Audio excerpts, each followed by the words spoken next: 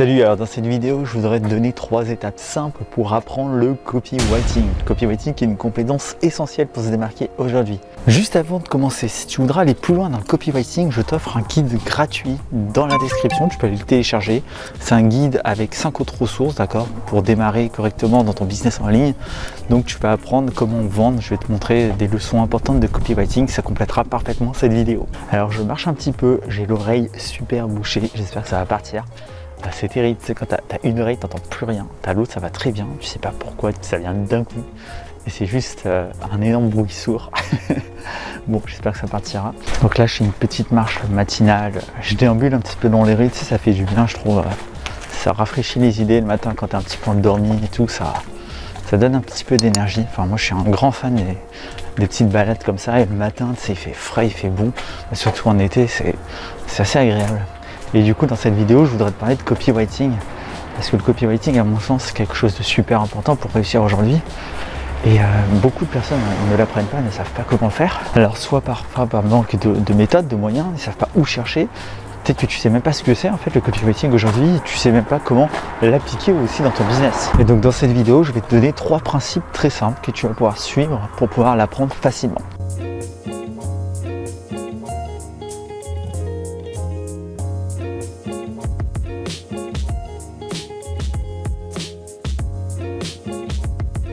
Alors juste si tu ne sais pas ce que c'est le copywriting, en fait c'est tout simplement l'art d'avoir une écriture persuasive et de convaincre, d'accord? C'est-à-dire que tu vas vraiment écrire dans l'optique de vendre. Le but c'est de vendre, c'est de convaincre grâce à différentes stratégies. Voilà, je vous ai trouvé un petit coin calme parce qu'il y avait pas mal de voitures. Donc la première étape pour réussir à apprendre le copywriting, ça va être déjà d'apprendre à écouter ton environnement.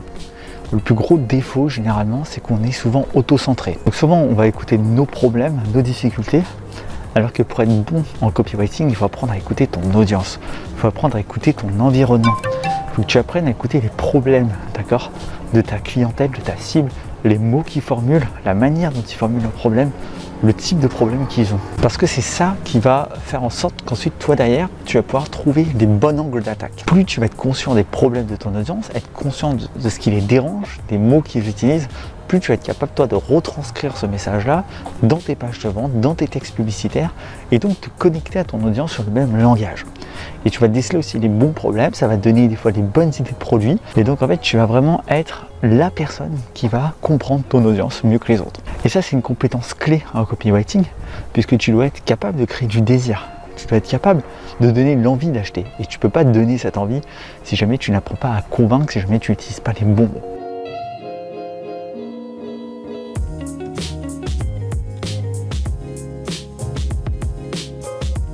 Le deuxième point important, c'est justement d'apprendre à te connecter à un niveau émotionnel avec ton audience. Et ça, c'est directement lié au premier point. C'est-à-dire que pour te connecter à un niveau émotionnel, tu dois comprendre ton audience. Tu sais, grosso modo, tu as 2 types de relations. Tu as les relations, ce que j'appelle les relations classiques, plates, celles où tu vas simplement dire bonjour, merci, au revoir. Tu ne vas pas te connecter forcément à un niveau émotionnel avec la personne, d'accord?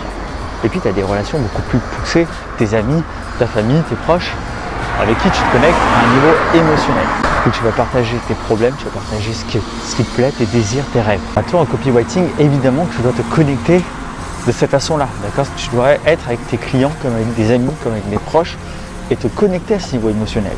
Alors tu vas dire, d'accord, mais comment je fais concrètement? Ça passe déjà par la première étape qu'on a vue, comprendre les problèmes, donc faire preuve d'empathie, être capable de mettre des mots sur ce dont les gens souffrent, sur les problèmes des gens qui te suivent. Tu vois, si tu es capable de mettre des mots, ça va être beaucoup plus simple derrière de te connecter avec ton audience que si jamais tu ne décris pas son problème.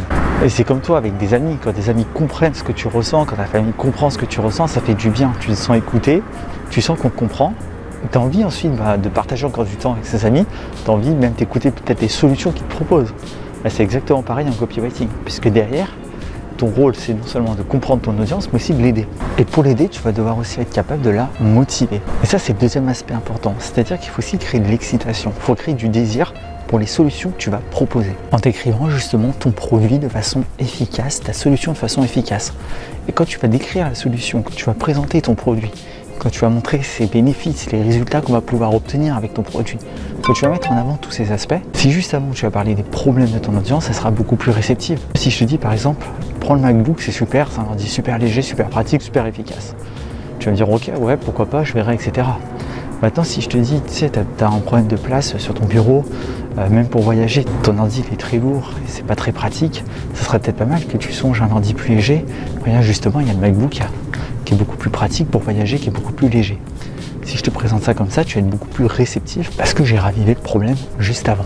Donc, empathie et excitation, c'est 2 points clés, d'accord, pour apprendre le copywriting. Apprendre à écouter ton audience, écouter ses problèmes et savoir mettre le doigt dessus, et apprendre à créer l'excitation autour de ton produit en décrivant les bénéfices, les résultats, en décrivant la solution. Enfin, la troisième compétence que tu dois développer pour apprendre le copywriting, c'est tout simplement les différentes techniques. D'accord, il y a des techniques de rareté, il y a des techniques d'urgence, il y a plein de techniques d'écriture, de structure, et ça, tu dois les apprendre. Donc, tu dois vraiment te pencher là-dessus. Moi, ce que je te conseille de faire pour que ce soit plus facile pour toi, c'est de te créer un carnet. Un petit carnet où tu vas lister toutes les techniques de copywriting, comme par exemple storytelling, projection, annonce du prix, etc. Tu vas noter un petit peu toutes les façons de faire que tu as trouvées qui sont intéressantes.